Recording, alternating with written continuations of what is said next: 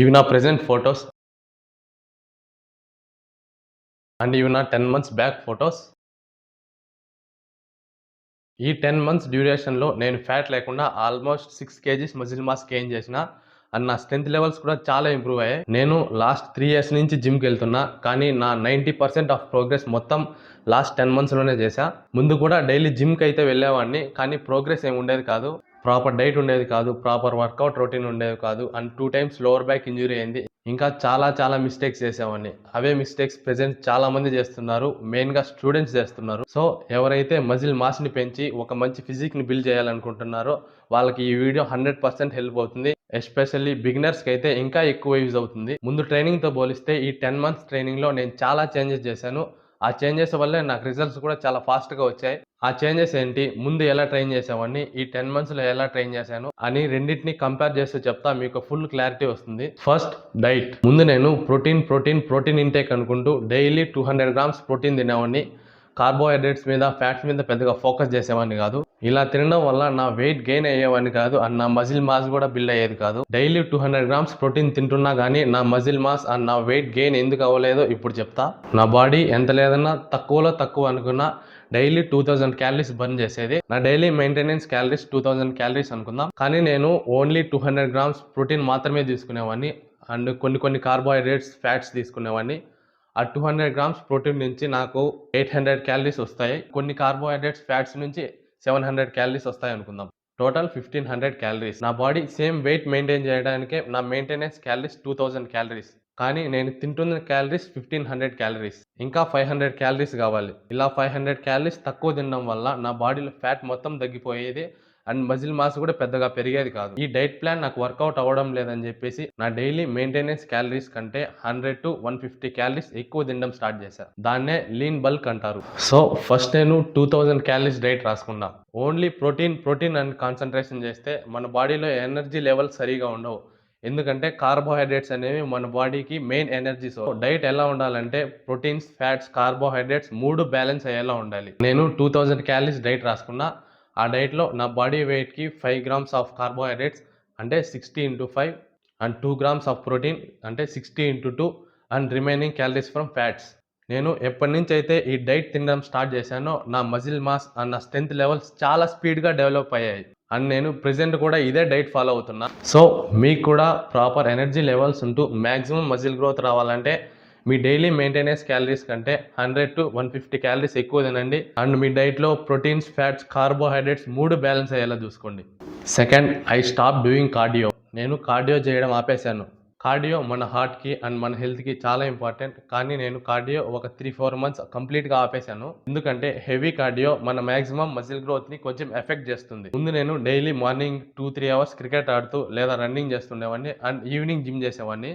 అలా ఒక డేలో మార్నింగ్ కార్డియో చేయడం వల్ల అండ్ ఈవినింగ్ జిమ్ చేయడం వల్ల నా మెయింటెనెన్స్ క్యాలరీస్ చాలా ఎక్కువ అయిపోయేవి. అన్ని క్యాలరీస్ని నేను తినడం కుదరదని కొద్ది రోజులు కార్డియో ఆపేసా. ఎందుకంటే నా main goal muscle growth. So మీరు కూడా వెయిట్ గెయిన్ అవ్వడానికి స్ట్రగుల్ అవుతుంటే and me main goal muscle mass అయితే కొద్ది రోజులు కార్డియో చేయడం ఆపేయండి. కొద్ది రోజులు కార్డియో చేయడం ఆపడం వలన మనకి నెగిటివ్ ఎఫెక్ట్స్ ఏముండవు. Third, I changed my workout routine.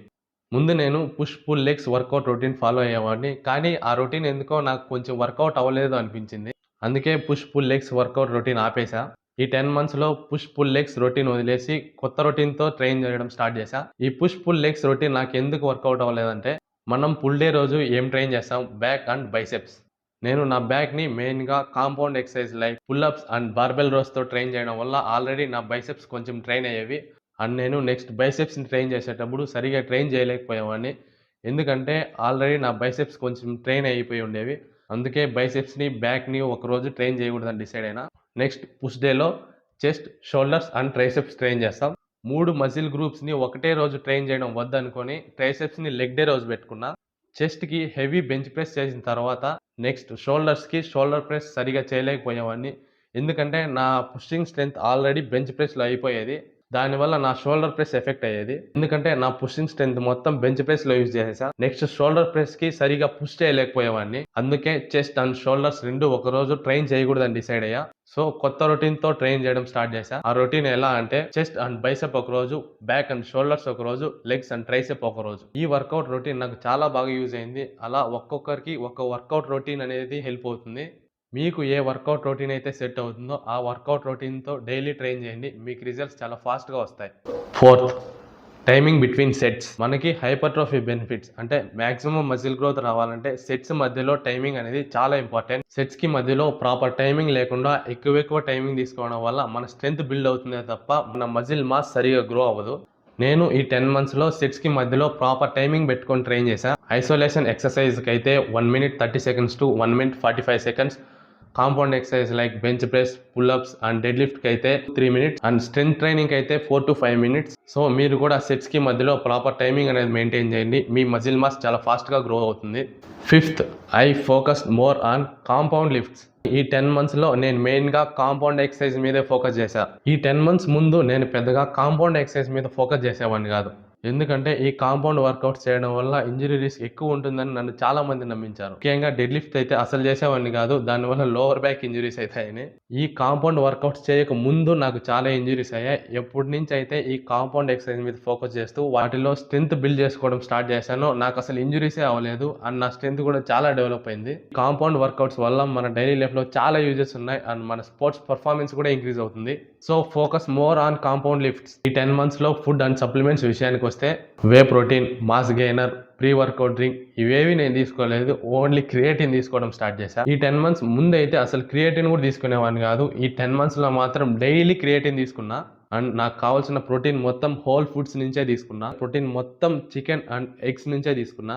Maintenance calories ని ఎలాగైనా రీచ్ అవ్వాలి అని చెప్పేసి డైట్ లో కొన్ని మిస్టేక్స్ చేశా. అలా మిస్టేక్స్ చేయడం వల్ల నా స్కిన్ కొంచెం డ్యామేజ్ అయింది. ఆ డైట్ మిస్టేక్స్ మీద సపరేట్ వీడియో చేస్తా, ఎందుకంటే ఆ మిస్టేక్స్ మీరు చేయకూడదు. ఒక మంచి ఫిజిక్ ని బిల్డ్ చేయడం వల్ల మీ అట్రాక్టివ్నెస్ 100% పెరుగుతుంది. ఇంకా నేను చెప్పాలనుకునే ఇన్ఫర్మేషన్ చాలా ఉంది, అది నెక్స్ట్ వీడియోస్ లో చెప్తా. కానీ చెప్పాలనుకున్న మెయిన్ ఇన్ఫర్మేషన్ మాత్రం ఇదే.